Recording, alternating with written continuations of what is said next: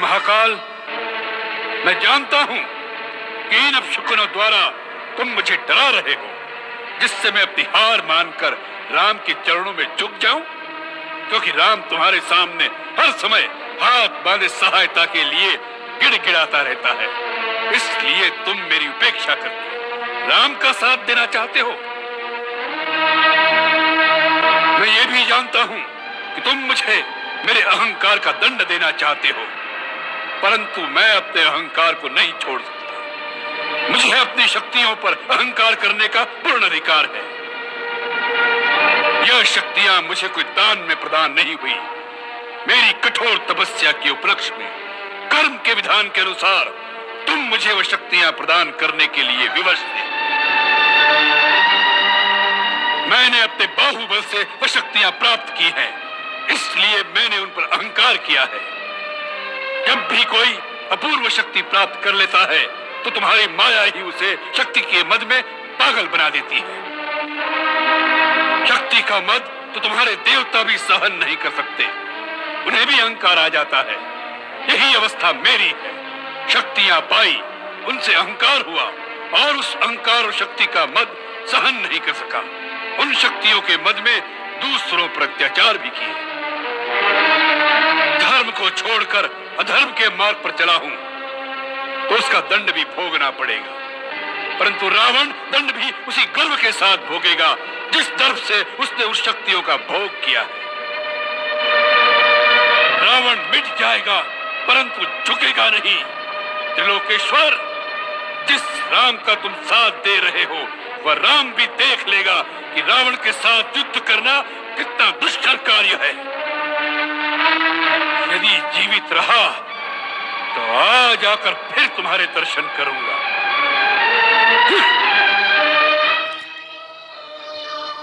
শুভেচ্ছা শুভেচ্ছা শুভেচ্ছা এবং শুভ অসময়। সকলে যারা শুনছেন বা একটু পরে সংযুক্ত হবেন সবাইকে আমি নিষিক্ত এবং নিষিক্ত লাইভ পেজের পক্ষ থেকে একরাশ অভিনন্দন এবং ভালোবাসা জানাচ্ছি।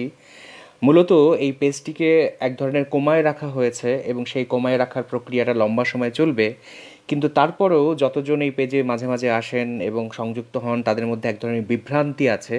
সেই বিভ্রান্তি কাটানোর জন্যই একটু আসা, কারণ সবসময়ই এক ধরনের ইলিউশন তৈরি করার সক্ষমতা আমার আছেই, সেটি হয়তো করেছি।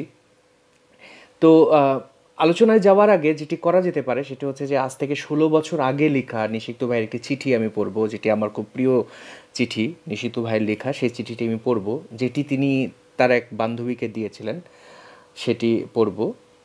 সেই চিঠিটি পড়ার পরে তারপরে আমি প্রসঙ্গ নিয়ে আলাপ করব এবং এই লাইভটি 72 ঘন্টা সময় পর্যন্ত থাকবে।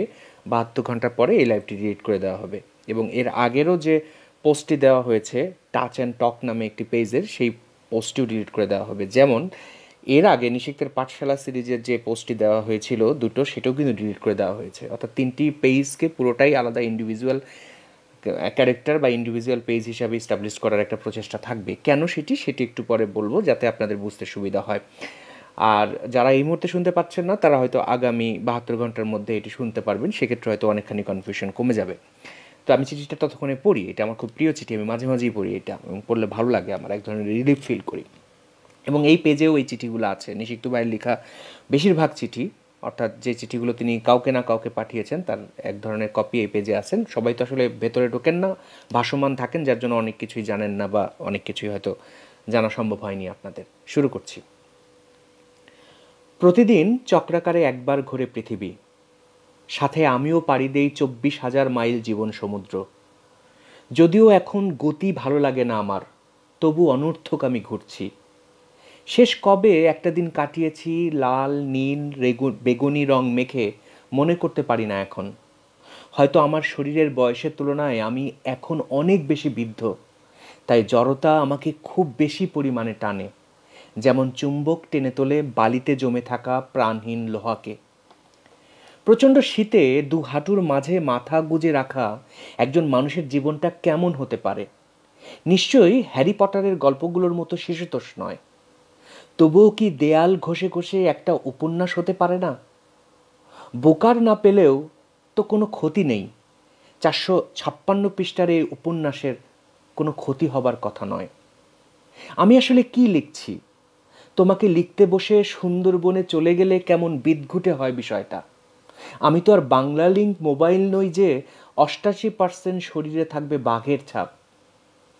যতদিন তোমাকে বুঝতে চেয়েছি আমি, যতদিন তুমি নিজের অজান্তে খুলেছ বুকের পাঁজরের হাপড়, যে কটা বিদ্যুৎ চমক দেখেছি আমি তোমার আকাশে, তাতে হয়তো যে কোনো মানুষ চোখ বুজে রওনা দিতে পারে তোমার দিকে, কিন্তু আমি তো তা পারি না। কতটা স্বাধীনতার শেকল বেঁধেছি আমি আমার পায়ে, কিভাবে দেখি আমি আকাশ, সমুদ্র, ঘাসফুল, নারী, নক্ষত্র, যৌনতা, ধর্ম অথবা ঈশ্বরকে। আমি কতটা প্রতারক, পাপী, পবিত্র, মহান, ভণ্ড অথবা সাধু, সবটুকু না জানিয়ে কেবল ভালো লাগা, মোহ আর ভালোবাসি ভালোবাসি বলে আমি তো আর সবার মতো তোমার দিকে দৌড়াতে পারি না। আমার বোধ অর্জনের, আমার বোধ সবটুকু দিয়ে দেবার। এমনি এমনি পেলাম আর এমনি এমনি দিলাম, সেটা তো সাধারণ মানুষের কাজ। কিন্তু আমি তো সাধারণ নই, একটু আলাদা। তুমি চাইলে পাগল বলতে পারো, তবে আমার নিকটজনেরা বলে উন্মাদ। সারা রাত বৃষ্টি না হলে বর্ষায় আকাশ পরিষ্কার হয় না। তোমার সামনে আমার বর্ষণ শেষ না হলে আমার আকাশ তো মেঘেই ঢাকা থাকবে। কিভাবে বুঝবে আমি আসলে কি? আমার শরীরের প্রতিটি কোষ যখন তুমি চিনবে, কেবল তখনই বুঝবে নাটাই হাতে আমাকে কতটা বাধা যায়। আর আমি কি তোমাকে নদীর বদলে পুকুরে নামিয়ে আনতে পারি, শেখাতে পারি ছোট ছোট ইচ্ছেগুলো গলা টিপে হত্যা করতে? যে গল্প না পাওয়ার তা কিভাবে তোমাকে উপহার দিই আমি কি এতটা লোভী, এতটা অমানুষ? গভীর রাতে যখন চিৎকার করে উঠি, আমার সেসব নিঃশব্দ চিৎকার পৃথিবীর বুকে কতটা আলোড়ন তোলে জানি না। এই বৃদ্ধ বয়সে যেভাবে আমি তোমার সাথে মিশে যাচ্ছি, তাকে প্রশ্রয় দেওয়াটা কতটা ঠিক হচ্ছে, আজকের এই লেখার মূল প্রশ্নটা এখানেই। আমাকে বোঝার জন্য তোমাকে কিছু আঁকিবুকি টানা কাগজ দিলাম। আমি দেখতে চাই এসবের অন্তরালে তুমি আমাকে কিভাবে খুঁজে পাও। আমি জানি তোমার চোখ আমাকে কখনো মিথ্যা বলবে না। মুক্তি অথবা বনবাস, আমি দুটোতেই রাজি আছি, কারণ গন্তব্য আমাকে টানছে। শেষ। এটি বলার পিছনে কারণ হচ্ছে যে এখান থেকে একটি লাইন আমি বের করে আনতে চাই, সেটি হচ্ছে যে আমি দেখতে চাই এসবের অন্তরালে তুমি আমাকে কিভাবে খুঁজে পাও। আমি আসলে এখন দেখতে চাচ্ছি প্রায় 3 বছর পরে যে সব কিছুর মিশ্রণের অন্তরালে কে কিভাবে হয়তো নিষিক্তকে খুঁজে পান, সেটি দেখতে চাচ্ছি, যার জন্যই কিছুটা বিচিত্রতা। নাম্বার 1। নাম্বার 2 হচ্ছে যে নর্মালি এক ধরনের ইলিউশন তো আছেই, কিন্তু তার সাথে কনফিউশন আছে। কনফিউশনটা হচ্ছে আমি যাদেরকে বোধগতভাবে, বোধতাত্ত্বিকভাবে যাদেরকে দুর্বল মস্তিষ্কের মনে করব, বা যাদের মনে করব যাদের অ্যান্টেনা দুর্বল, তাদের মধ্যে এই উপলব্ধিগত দুর্বলতাটা আছে। সেটি হচ্ছে ফেসবুকে নিষিক্তর নামে অনেকগুলো পেজ আছে, অনেকে নিষিক্ত লোগো ইউজ করে। এই নর্মালি নিষিক্ত ভাইয়ের যে লোগো, সেটাও কিছুটা কালার পরিবর্তন করে ইউজ করে, ফেক পেজ আছে।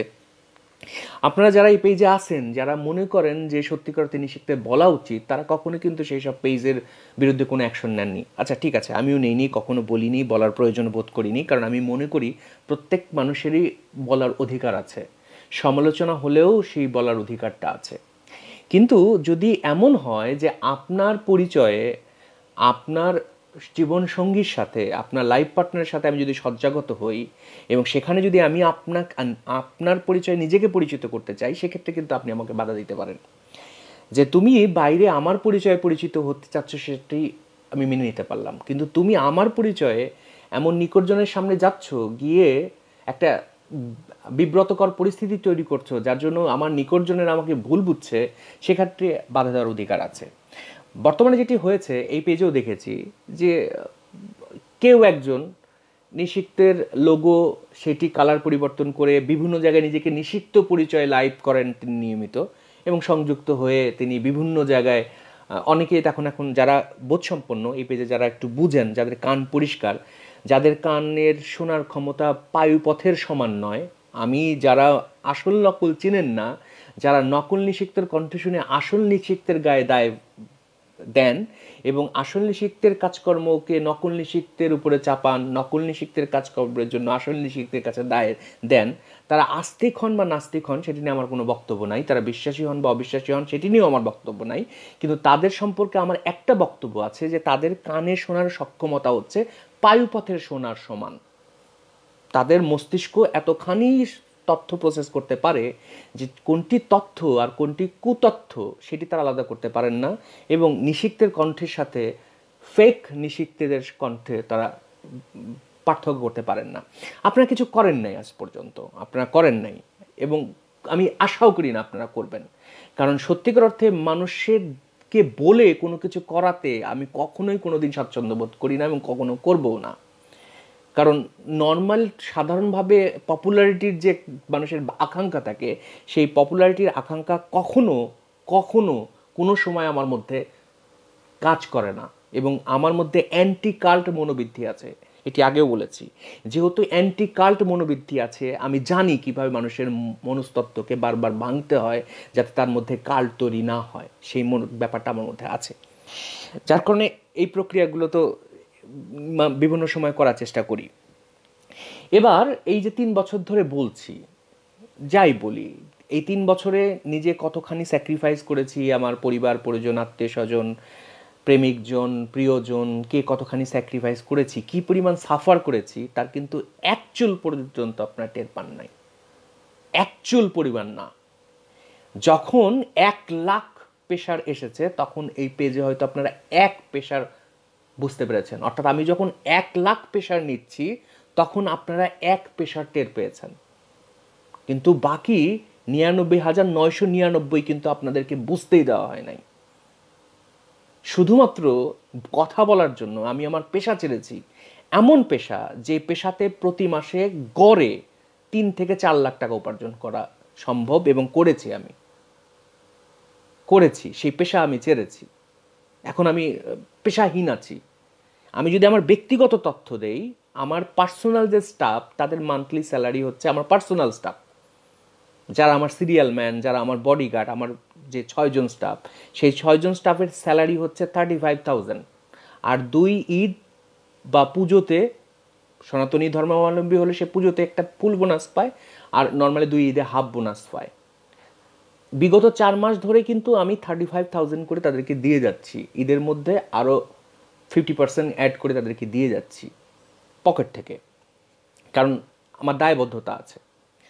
সেটি বক্তব্য না, আমি কিন্তু সেই স্যাক্রিফাইসটা করছি, এবং চূড়ান্ত স্যাক্রিফাইস করার একবারে চূড়ান্ত পর্যায়ে চলে গেছি, যেটা আপনারা কল্পনা করতে পারবেন না। আপনারা হয়তো মনে করতে পারেন যে আমি এই মুহূর্তে মানে ননসেন্স কথা বলছি, এটা মনে করতেই পারেন, সেটা আপনার মস্তিষ্কের চিন্তার সক্ষমতার উপরে নির্ভর করবে যে আপনি কি বুঝতে পারছেন বা কি বুঝতে পারছেন না, ঠিক আছে? তো সেটি আপনাদের নিজস্ব চিন্তা চেতনার ব্যাপার। কিন্তু আমি দেখেছি, এবং আমি বাই হার্ট লিটারালি, এই যে মধ্যরাত হয়ে গেছে, এই মধ্যরাতে এই যে 10,000 মানুষ এই পেজে আসছেন, এই 10,000 মানুষের মধ্যে বোধসম্পন্ন উপলব্ধিমান মানুষের সংখ্যা 100 থেকে 200 হবে, নট মোর দ্যান 200, যাদের সেই অ্যান্টেনা আছে। এমনকি এই পেজে বড় বড় নন বিলিভার আছেন, বড় বড় বিলিভার আছেন। আমি বলেছি যে এই পেজের প্রত্যেকটা মানুষের প্রোফাইলে একবার করে ঢু আমি মেরেছি, কারণ যেহেতু দৈনিক 2-5 জন করে প্রবেশ করেন, আমার ঢু মারতে সময় লাগে না, এবং যারা অনেক দিন থেকে জানেন তারা জানেন আমি খুব দ্রুত মানুষ করে ফেলতে পারি, সময় লাগে না, আমি বুঝতে পারি যে কার ক্যারেক্টার কীরকম, কিছুটা বুঝতে পারি। তো আমার অভিমত দিচ্ছে, 3 বছরের অভিজ্ঞতার অভিমত, যে আমার মনে হয় না যে এই পেজে 200 জন, ম্যাক্সিমাম 200+ বেশি উপলব্ধিগতভাবে চূড়ান্ত উচ্চ পর্যায়ের উচ্চ মার্গের বোধসম্পন্ন মানুষ আছেন। আমি কোনো মানুষকে ছোট বড় করছি না, আমি মানুষের চিন্তার সক্ষমতাকে একটা স্ট্যাটাস দিচ্ছি শুধু, এই আর কিছু না, সেটা আছে। এবং বাদ বাকি হলো গার্বেজ, বাদ বাকি এই পেজের গার্বেজ। প্রথম থেকে এই পেজে যারা আছেন, যখন প্রথম এই পেজটি করা হলো, অনেকেই বলেছেন ভাই বুস্ট করি, অনেক মেম্বার হলে, অনেকেই এখনও বলেন যে ভাই আরও যদি এখানে 1 লাখ মেম্বার হতো তাহলে তো আপনার কথাগুলো আরও 1 লাখ মানুষের কাছে পৌঁছাতো, সেক্ষেত্রে তো আরও অনেক মানুষ আলোকিত হতে পারতো বা জানতে পারতো, সত্যটা জানতে পারতো। আমি বলি যে সত্য এত দ্রুত আসে না ভাই, আপনার মধ্যে তৃষ্ণা যদি না জাগে, পানির তৃপ্তি আপনি পাবেন না। যখন প্রচণ্ড গরমে আপনার কণ্ঠ শুকনো হয়ে যাবে, তখন আপনাকে যদি একটু মধ্য শীতল পানি খেতে দেওয়া যায় কাঠফাটা রোদে, তখন আপনার তৃষ্ণা মিটবে। কিন্তু আপনি যদি পিপাসার্ত না হন, আপনার তৃষ্ণা মিটবে না। যে ব্যাপারটা কিন্তু সবসময়ই আছে, সবসময় দেখেছি যে এই পেজে এমন এমন তথ্য দেওয়া হয়েছে বিগত 63 বছর সিরিজের যেসব আলোচনা যে পর্যন্ত হয়েছে নিষিদ্ধ ভাইয়ের সোর্সে, সেগুলো অনেকে হয়তো দেখেছেন কিন্তু কেউই উপলব্ধি করেন নাই, যার জন্য অনেক উপলব্ধিহীন বক্তব্য এখনও দেন। এই জন্য 200 জনের বেশি মানুষ এই পেজে আছেন, অর্থাৎ উপলব্ধিগতভাবে উচ্চ পর্যায়ের মানুষ এই পেজে আছেন, এটা আমি বিলিভ করি না, এটা আমার বিশ্বাস, অন্ধবিশ্বাস মনে করতে পারেন, ধর্মের মতোও এটা আমার অন্ধবিশ্বাস মনে করতে পারেন। কিন্তু সবচেয়ে বড় কথা, নর্মালি যে বিষয়টি আমি আমার পরিবার পরিজন থেকে শুনে এসেছি একবারে ছোট কাল থেকে, আমার বন্ধু বান্ধব থেকে নিষিদ্ধ ভাই বলেছেন যে তোর মধ্যে দশানন আছে, তোর মধ্যে রাবণ আছে, তোর মাথা সাধারণ মানুষের চিন্তার অনেক উপরে কাজ করে। অর্থাৎ যেখানে একজন মানুষ চিন্তা করা বাদ দিয়ে দেয়, তুই তার বাইরে যে চিন্তা করিস। 10 জন মানুষ ধরে যে চিন্তা করে, তুই তার বাইরে চিন্তা করিস। অর্থাৎ 10 জন মানুষের চিন্তার সক্ষমতা তোর আছে। এটা শুনেছি, আমি জানি না বাস্তবতা, কিন্তু সত্যিকার অর্থে এটা আমি আমার জন্য এক ধরনের ইন্সপিরেশন হিসেবে নিয়েছি যে হ্যাঁ, আমি নিজেকে বলি যে আমি রাবণ। আমি কিন্তু এই কথা এই পেজে অনেকবার বলেছি যে আমার মধ্যে দুটো সত্তা আছে, এবং এই দুটো সত্তা আমি আমার পরিবার পরিজন থেকে পেয়েছি।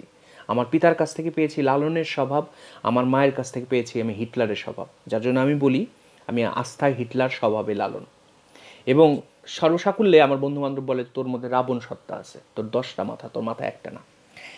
যার কারণে এখন আমি কিছুটা আমার পদ্ধতি পরিবর্তন করেছি। পদ্ধতি পরিবর্তন করতে বলতে হচ্ছে আমার মনে হয় যে আমার আরও কিছু বলা দরকার। শুধুমাত্র এই 200 জন মানুষের পেছনে বসে থেকে লাভ নাই। 10,000 মানুষের মধ্যে 200 জন মানুষ, এদের থেকে লাভ নাই। এই যে যারা আছেন এই পেজে 10,000 মানুষ বয়স্ক, অধিকাংশই পচে যাওয়া, গলে যাওয়া মানুষ, এদের দিয়ে আসলে কিছু হবে না। আমার দরকার হচ্ছে সেই ফ্রেশ ব্লাডকেও একটু বুস্ট আপ করা, যেই ফ্রেশ ব্লাডকে যদি বুস্ট আপ করতে পারি, তারা হয়তো নেক্সট জেনারেশন, পরবর্তী প্রজন্মকে প্রাণিত করতে পারবে। কারণ একটা শিশুর মধ্যেই ভবিষ্যতের পরিবর্তন আকাঙ্ক্ষা লুকিয়ে থাকে। আপনার মধ্যে নাই ভাই, আপনার মধ্যে নাই। সত্যিকার অর্থে আমার বয়স 53, আমার মধ্যে আছে শিশুতোষ উল্লাস আছে, শিশুতোষ পরিবর্তনের উল্লাস আছে, সত্য বলার উল্লাস আছে, সব কিছু উজড়ে দেওয়ার মতো উল্লাস আছে। আপনার মধ্যে নাই, আপনাদের মধ্যে নাই, খুব কম সংখ্যক মানুষের মধ্যে থাকে।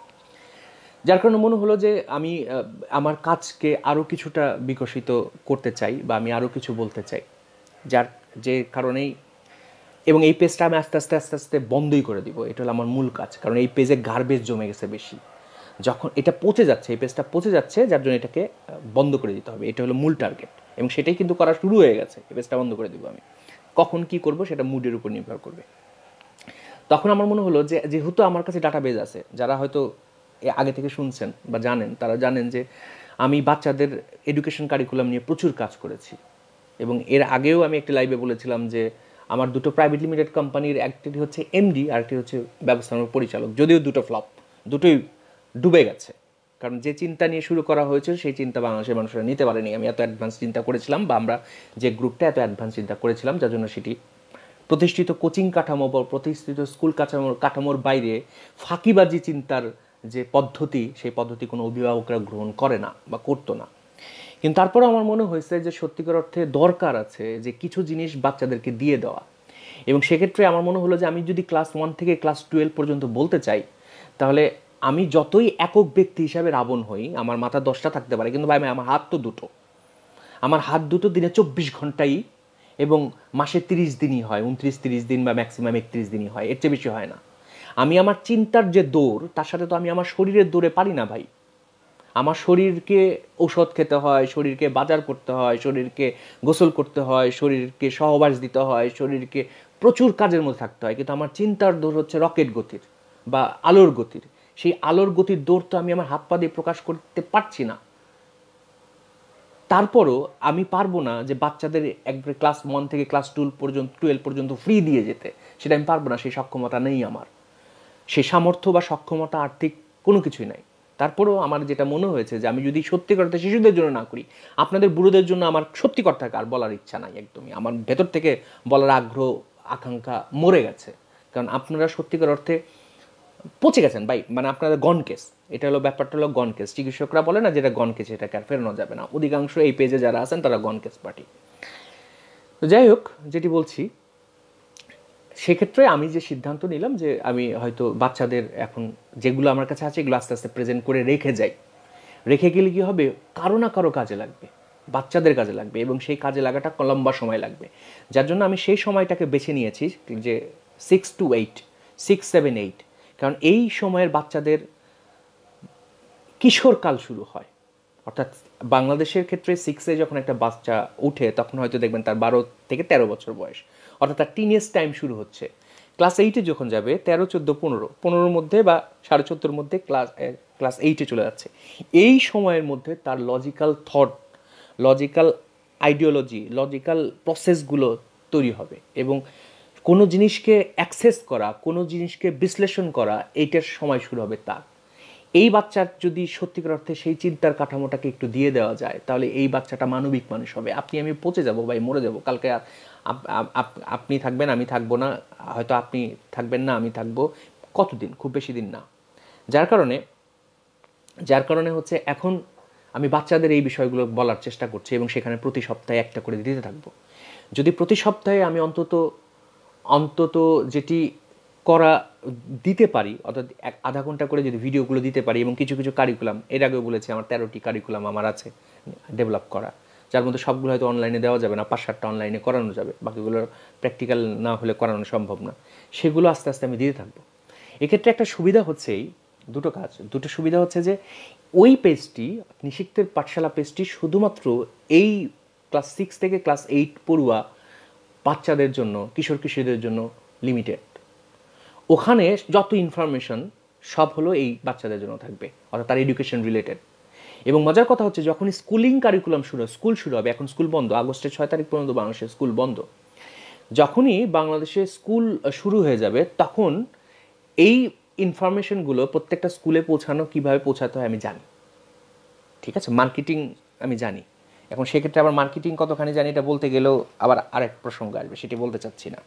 কারণ আমি একটা মার্কেটিং কোম্পানিতে ছিলাম 3 মাস, আমি উপদেষ্টা হিসেবে ছিলাম। 3 মাস পরেই তারা আমার পারফরমেন্সে খুশি হয়ে আমাকে তারা মালয়েশিয়ার 15 দিনের একটা ট্যুর দিয়েছিল। যাই হোক, বাদ দিই সেই প্রসঙ্গে, এখন বলে লাভ নেই। তো যাই হোক, তো সেক্ষেত্রে যদি স্কুলে অন্তত ক্লাস 6, 7, 8-এ কিছু না, শুধুমাত্র যে জেলায় আমার 2-1 বন্ধুবান্ধব আছে তাদেরকে শুধু বলা যে স্কুলিং টাইমে তোর ওখানে যেসব স্কুল আছে সেই সব স্কুলের সামনে যে কোনো 2-1 বাচ্চাকে বলবি যে এই পেজে কিন্তু ক্লাস 6 থেকে ক্লাস 8-এর কিন্তু সকল সায়েন্সের ব্যাপারগুলো কিন্তু পাওয়া যায়, তোমরা দেখো, জাস্ট যথেষ্ট।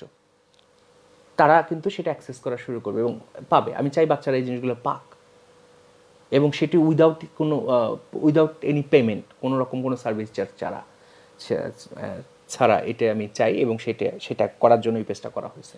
সেক্ষেত্রে কী হলো যে ওই পেজটা আপনার জন্য না, আমি এর আগেও বলেছি ওই পেজটা বৃদ্ধদের জন্য না, ওই পেজটা হচ্ছে ফ্রেশ ব্লাডদের জন্য। এবং তারা নিষিক্ত হোক মানে আমি নিষিক্ত হই বা নিষিক্ত ভাইয়ের নিষিক্ত হই, ব্যাপারটা এমন না।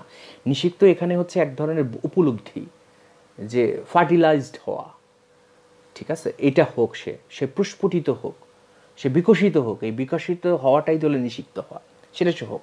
যার জন্য এইটা করা, যেটা আমার দায়, আমি হয়তো ক্লাস 1 থেকে 12 পর্যন্ত দিতে পারবো না, এটা আমার দায়, সেই জায়গা থেকে করা। এবং সেখানে আমি প্রতি সপ্তাহে একটা করে দিতে থাকবো, যদিও আমার খুব কষ্ট হয় প্রত্যেকগুলো জিনিস রেডি করতে।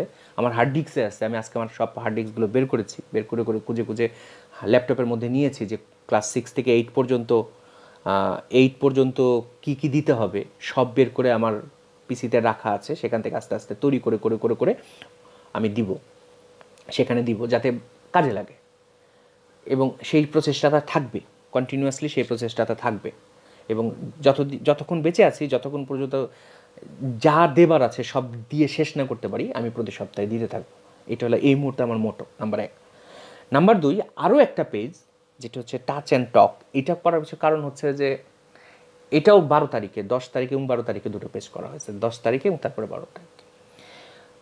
এটা হচ্ছে ওই চিন্তায় যে এটা হলো বাচ্চাদের জন্য কিছু থাকবে। টাচ অ্যান্ড টকটার পিছনে কারণটা হচ্ছে এই যে ওই পেজটা করার পিছনে কারণ হচ্ছে বাংলাদেশের ট্র্যাডিশনাল যে কাউন্সিলিং, বাংলাদেশের বিখ্যাত কিছু কাউন্সেলিং সেন্টারে এই পেজে যারা ইনবক্সে বলেন যে আপনি আমাকে একজন ভালো কাউন্সেলিং সেন্টারের বা ভালো কোনো কাউন্সিলারের বা ভালো কোনো মনোবিদের একটু অ্যাড্রেস দেন, সেখানে আমি যাব, কারণ আপনার সাথে তো সরাসরি কথা বলা সম্ভব না, প্লাস দেখা করা সম্ভব না। আমি এরকম দিয়েছি, ঢাকা বেজ এরকম কাউন্সেলিং সেন্টারের দিয়েছি, তাদেরকে অ্যাড্রেস দিয়েছি এবং বলেছি আপনি যদি যান আমাকে একটু ফিডব্যাক জানাবেন তারা কেমন। আমি শুধুমাত্র অনলাইন বেসিসে জানি বা কিছু বন্ধুবান্ধব সূত্রে জানি, কিন্তু তাদের সার্ভিস সম্পর্কে আমি জানি না। তারপরও আপনি ফিডব্যাক দেবেন। এরকম অনেককে পাঠিয়েছি, তারা আমাকে প্রত্যেকেই ফিডব্যাক দিয়েছে এবং সেই ফিডব্যাক শুনে আমি হতাশ। এবং সবচেয়ে বড় কথা হচ্ছে যেসব সেন্টারে পাঠিয়েছি সেখানে যারা কাউন্সেলিং করে তাদের কাউন্সেলিংয়ের যে কোয়ালিটি সেগুলো আমার কাছে খুব ননসেন্স কোয়ালিটির মনে হয়। মনে হয় যে আমি যদি তাদের শিক্ষক হিসেবে থাকতাম আমি তাদের পাস মার্কও দিতাম না। সেইটা এমনকি মানে এতটাই বাংলাদেশের যারা মনোবিদ তাদের সক্ষমতা বা তাদের দক্ষতা কোন পর্যায়ের, আমি এখন একটি কোট আনকোট না, আমি জাস্ট কোনো কিছু না বলেই একটি কথা বলবো, সেটা হচ্ছে যে শত শত বই কপি পেস্ট করে করে করে করে অনুবাদ করে করে লিখে প্রকাশ হয়ে গেছে। এরকম মানুষেরাও সত্যিকার মনোবিদ্যার কিছুই বোঝে না, মানুষের হিউম্যান সাইকোলজির কিছুই বোঝে না, কিন্তু তারা বড় বড় বড় বড় প্রফেসর। ঠিক আছে, তখন আমার মনে হলো যে মানুষের মনের চেতনার যে সমস্যা, মানুষের উপলব্ধির সমস্যাটাই হচ্ছে তার মনস্তাত্ত্বিক সমস্যা। আপনি আমি যে চেতন সত্তা, আপনার আমার যে মানুষ হওয়া, আমরা কেন মানুষ, আমি কেন গরু ছাগল না, কেন গাছপালা না, একটা গাছপালা থেকে একটা নিম্নবর্গীয় পিঁপড়া থেকে বা একটা ইঁদুর থেকে আমার আপনার পার্থক্যটা কি, এই জন্মের পিছনে কারণ কি, মানে কি, এই যে চেতন সত্তা, এই চেতন সত্তার যে সমস্যা, এই সমস্যাগুলো আমরা পারিপার্শ্বিকভাবে পাই এবং এই সমস্যাগুলো তৈরি করে আর একটা চেতন সত্তা। আপনার মনের সমস্যা আপনি তৈরি করেছেন এবং আরও একজন চেতন সত্তা তৈরি করেছে, মানে আরও একজন মানুষই তৈরি করেছেন। অর্থাৎ প্রত্যেক মানুষই তার চেতনাগতভাবে অসুস্থ। আপনি চেতনাগতভাবে অসুস্থ কারণ আপনার যে চেতনা, সেই চেতনা শুধুমাত্র আপনার একক উপলব্ধি থেকে তৈরি হয়নি, আপনার পারিপার্শ্বিকতার আরও চেতনা সম্পন্ন মানুষদের উপলব্ধির সংমিশ্রণে তৈরি হয়েছেন। যার জন্য আমাদের প্রথমে দরকার যে আমাদের চেতনা সত্তাকে প্রশ্নবিদ্ধ করা। এই জন্য আমার মনে হয়েছে যে ট্র্যাডিশনালি বইপত্র পড়ুয়া মনোবিদ হওয়ার চাইতে প্রত্যেক মানুষকে এটি বলতে শেখা বা এটি বুঝতে শেখানো যে ভাই তুমি যে ইঁদুর না, তুমি যে মানুষ, তুমি যে বিড়াল না, তুমি যে মানুষ, তোমার এই মানুষ হওয়ার পিছনের মূল কারণ কি, তোমার এই জন্মের উদ্দেশ্য কি। নাস্তিকরা বা অবিশ্বাসীরা বলে জীবনের কোনো উদ্দেশ্য নাই, জীবনের কোনো মানে নাই। যারা বলে জীবনের কোনো উদ্দেশ্য নাই, জীবনের কোনো মানে নাই, তাদের উপলব্ধি প্রচণ্ড পরিমাণে দুর্বল, শাস্তিক বা নাস্তিক যাই হোক। কেন মানে নাই বা কেন আছে সেগুলো হয়তো পরে কোনো দিন আলোচনা করা হবে, আজকে আমি সেদিকে যাচ্ছি না। তো এই মানুষকে তার চেতনা সম্পর্কে নিজেকে প্রশ্ন করতে শেখা এবং সেটিকে ব্রেকআপ করতে শেখা, সমালোচনা করতে শেখা। যদি সেই সমালোচনা একজন মানুষ করতে পারে না, তাহলে তার বোধের মুক্তি ঘটে। আর আপনি যখনই আপনার বোধের মুক্তি পেয়ে যাবেন তখনই আপনি মানবিকভাবে এক ধরনের মেন্টাল কুলনেস স্টেটের মধ্যে থাকবেন। দেখবেন কোনো কিছুতেই আপনি বিচলিত হচ্ছেন না। অনেকেই বলেন যে ভাই আপনি কি উত্তেজিত হয়ে গেছেন? না, আমি উত্তেজিত হই না, আমি উত্তেজিত কখনই হই না। আমি সবসময় একটা কুল মেন্টাল স্টেটের মধ্যে থাকি। এবং যখন আপনারা মনে করেন আমি বিভ্রান্ত, আমি উত্তেজিত, আপনারা শুধু একটা দৃশ্য দেখছেন, দশাননের একটা চেহারা দেখছেন, বাকি 9টা চেহারা আপনারা জানছেন না। হয়তো 9টা মাথা ওই একটা মাথার চরিত্রকে আপনাদের সামনে রাখছে, যে এই চরিত্রটা এখন সামনে থাকা দরকার। ঠিক আছে, এটা। এবং এর আগেও বলেছি যে আমি রাগি না, আমার মধ্যে ক্ষোভ হয় না, আমার মধ্যে ব্যথা নাই, আমার মধ্যে বেদনা নাই, আমার মধ্যে প্রেম নাই, ব্যাপারটা এমন না। কিন্তু কোনো অনুভূতি 5-7 মিনিটের বেশি আমার মধ্যে স্থায়ী জেকে ধরে না, চেপে ধরে না। আমি সব কিছু থেকে বেরিয়ে আসতে পারি। বুদ্ধটাই, বুদ্ধরও ক্ষুধা লাগতো, বুদ্ধরও ব্যথা পাইতেন, বুদ্ধরও কষ্ট লাগতো, বুদ্ধও রাখতেন, বুদ্ধরও শোক ছিল, কিন্তু তাকে বলা হতো যে তাহলে আপনি কিসের বুদ্ধ? স্বাভাবিক তোমাদের যে অনুভূতি, সেই অনুভূতি তোমাদেরকে তাড়িত করে তোমার জীবনকে ধ্বংস করে, তোমাকে দুঃখী করে। আমার মধ্যে সেই অনুভূতিগুলো তাড়িত করে না লম্বা সময়ের জন্য। 5-7 মিনিট পরেই আমি সেটি ভুলে যাই, আমি টেনে নিয়ে বেড়াই না। ব্যাপারটা অনেকটা এরকম। তো যার কারণে ওই পেজটা করা, এবং ইচ্ছা আছে যে আমি ওই পেজে নর্মালি মনস্তাত্ত্বিকভাবে যে বিষয়গুলো নিয়ে আলোচনা করি বা কথা বলতে চাই সেগুলো বলবো ওইটাতে, ওইখানে বলবো, এবং ওখানে ওই বিষয়গুলো কন্টিনিউয়াসলি থাকবে। যেমন এর আগেও কিছু কিছু লাইভ করা হয়েছে এই পেজে, অডিও লাইভ, সেগুলো ইউটিউবে আছে, ইউটিউব থেকে বা আমার কাছেও সংরক্ষণ আছে, সেখান থেকে ওই পেজে রেখে দিব। অর্থাৎ ওই পেজের লাইভগুলো কেউ শুনলে তার মনস্তাত্ত্বিক একটা চেতনাগত বিকাশ ঘটবে, সে মনস্তাত্ত্বিকভাবে চেতনাগতভাবে বিকাশ লাভ করতে পারবে। হ্যাঁ, যেমন এই নিষিদ্ধ লাইভ পেজটা হচ্ছে বারোয়ারি গার্বেজ হয়ে গেছে, তো জঘন্য, আমার গন্ধ লাগে এই পেজটা এখন সত্যি করতে, ভেতরে যা কন্টেন্ট আছে। এবং মজার কথা হচ্ছে এই পেজের কিন্তু যেসব শুধুমাত্র ইউটিউবে আপলোড দেওয়া হয়েছে সেসব ছাড়া কিন্তু কোনো কিছুর ব্যাকআপ নাই।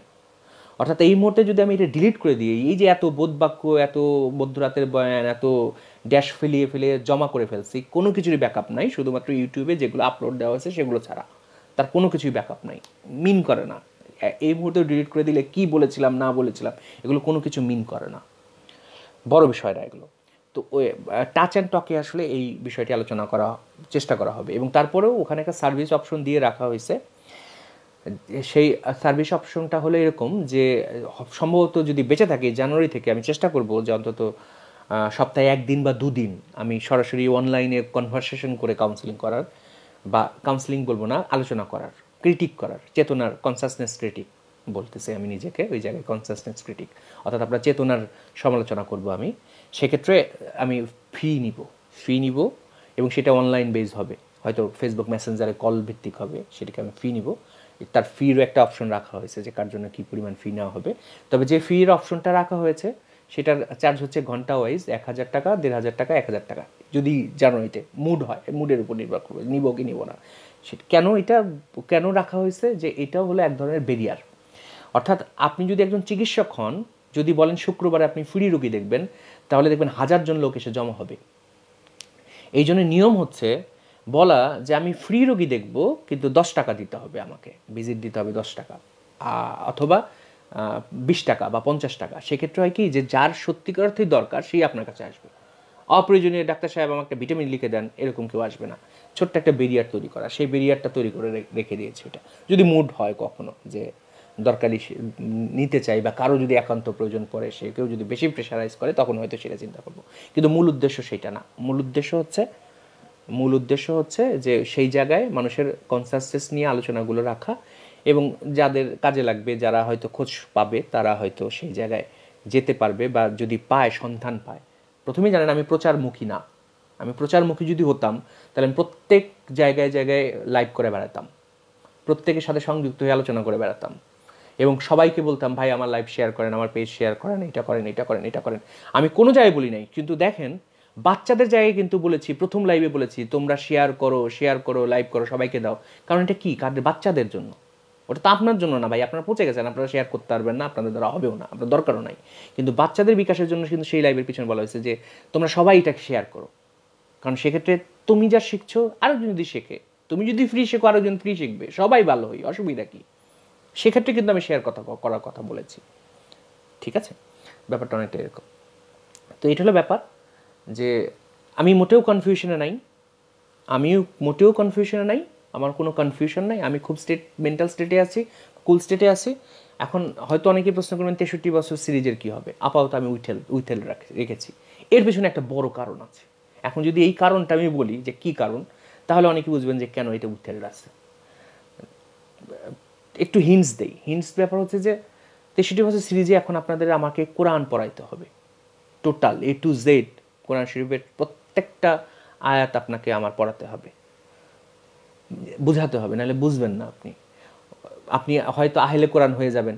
বর্তমানে বাংলাদেশে তো একজন আহেলে কোরআন পাওয়া গেছেন, যিনি শুধুমাত্র কোরআন মানেন, অন্য হাদিস টাদিস মানেন না। হয়তো আপনি নাস্তিক হয়ে যাবেন, অথবা আপনি অন্ধবিশ্বাসী হবেন। আপনি হয়তো ইসলাম ধর্মের মধ্যে ঢুকলেও 72 ভাগে ভাগ হয়ে যাবেন। কিন্তু একেবারে আনবায়াসড ওয়েতে বলার তো কেউ থাকবে না। আনবায়াসড ওয়েতে বলার একটা বড় সমস্যা হচ্ছে যে সব কিছু বলা সম্ভব হয় না। তারপর অনেকের অনেক প্রশ্ন আছে। যেমন আমি একজনের নামই বলি, সম্মানের সাথেই বলছি, ভালোবেসেই বলছি, শামস অর্ক তার পেজে 63 বছর সিরিজের মোটামুটি একটা আলোচনা পোস্ট দিয়েছেন, সেটা আলোচনা পোস্ট দিয়েছেন, সেখানে কিছু পয়েন্ট তুলেছেন। আমি সেটা পড়েছি, যখনই সে পোস্ট দিয়েছে, যেহেতু আমি ফলো করি তার পেজ, সঙ্গে সঙ্গে আমি পড়ে আমি একটু হাসলাম। হেসে আমি শুধু আমার নিজেকে বললাম যে বাবা, পুরো চলচ্চিত্র একটা থ্রিল মুভি চলছে, যে মুভিটি শেষ হয়ে গেলে সকল প্রশ্নের উত্তর সব দিক দিয়ে চলে আসবে, সেই পুরো চলচ্চিত্র না দেখার আগেই মাঝখানে এইভাবে মানে এটা বললে তো সেটা খুব একটা বুদ্ধিমানের মতো দেখায় না, নাম্বার এক। নাম্বার দুই হচ্ছে যে যেহেতু আমার এক ধরনের নিরপেক্ষতা আছে, যার জন্য আমি ইচ্ছা করলেও অনেক কিছু বলতে পারি না। আমি যদি নিরপেক্ষতা ভেঙে দেই তাহলে আমি এমন এমন কথা বলবো যেটা শুনতে অনেকেরই প্রবল পরিমাণে অস্বস্তি হবে। অনেকেই মনে করছেন 63% সিরিজে কেন এত টুইস্ট অ্যান্ড টার্ন নাই। আমি এর আগেও বলেছি সিরিজে যে আমি কিন্তু ইচ্ছা করেই এখন পর্বের শেষে বড় বড় টুইস্ট দিয়ে রাখবো না, কারণ সেটা বিতর্ক তৈরি করে। আমি চাচ্ছি যে কুল ব্রেনে উপলব্ধিগত জায়গা থেকে মানুষ বুঝুক, যাতে সত্যিকার অর্থে প্রত্যেকটা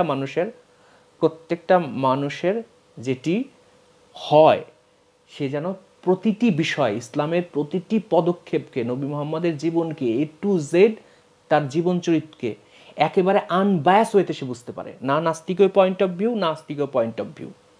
আপনি দর্শক, আপনি বিএনপিও না, আপনি আওয়ামী লীগও না, আপনার সামনে রাষ্ট্র ব্যবস্থা চলছে, আপনি একেবারে আনবায়াস হয়ে দেখছেন।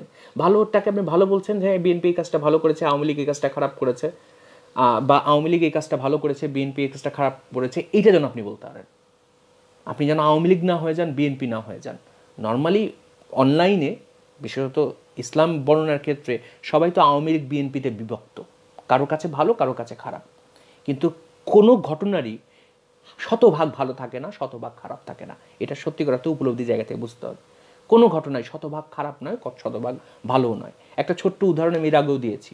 মনে করুন যে আমি একজন ডাকাত, আপনার বাসায় গেলাম, আপনার সন্তানকে হত্যা করলাম, আপনার কন্যাকে হত্যা করে তার গলায় সোনার চেনটাকে আমি ছিনিয়ে নিলাম, নিয়ে আপনার স্ত্রীকে আমি হত্যা করলাম, করে তার হাত কেটে তার সোনার বালাটাকে আমি নিয়ে আসলাম, নিয়ে এসে আমি সেই সোনার গহনাটা আমি আমার বাসায় এসে আমার সন্তানের গলায় পরিয়ে দিলাম। আর সেই সোনার বালা, আপনার স্ত্রীকে কিন্তু আমি হত্যা করে এসেছি, সেই সোনার বালাটা আমার স্ত্রীকে পরিয়ে দিলাম। আমি কিন্তু এক অংশে প্রচণ্ড পরিমাণে নৃশংস একজন মানুষ, কিন্তু আমার একটা ছোট্ট ক্ষেত্রে আমি আমার সন্তানকে যখন আপনার কন্যাকে হত্যা করা সোনার চেনটা পরিয়ে দিচ্ছি, সেক্ষেত্রে কিন্তু তার প্রতি আমার ভালোবাসা আছে রে ভাই।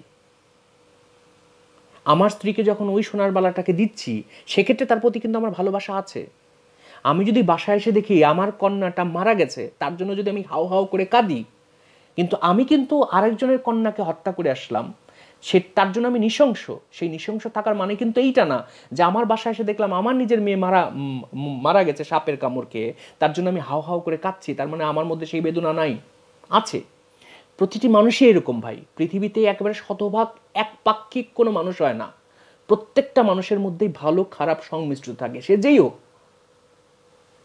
যখন আপনি আনবায়াসড ওয়েতে দেখবেন না, তখন আপনার কাছে ভালোটাও চোখে পড়বে, খারাপটাও চোখে পড়বে। আর আপনি যখন আওয়ামী লীগ বা বিএনপি হয়ে যাবেন, তখন আওয়ামী লীগেরটা আপনার ভালো লাগবে না, বিএনপিরটা আপনার ভালো লাগবে না। ব্যাপারটা অনেকটা, আপনি যে পক্ষে থাকবেন বিপরীত পক্ষেরটা আপনি দেখবেনই না। বাংলা ভাষায় একটি প্রবাদ আছে, যাকে দেখতে নারী তার চলন বাঁকা। আপনি যাকে দেখতে পারেন না তার কোনো কিছু আপনার ভালো লাগবে না। আর বা যার আপনি প্রেমে পড়েছেন, সে যেমনই হোক না কেন, দেখবেন তার সব কিছুই আপনার ভালো লাগবে। তার গায়ের দুর্গন্ধ আপনাকে মোহিত করবে। তোমার গায়ে কি দুর্গন্ধ, সেখন সেই গন্ধ থাকবে না। তোমার গায়ের গন্ধে আমি পাগল হয়ে যাই, তোমার মুখের সিগারেটের গন্ধে আমার যৌন উত্তেজনা জাগে। ব্যাপারটা এরকম অনুভূতি তৈরি করে।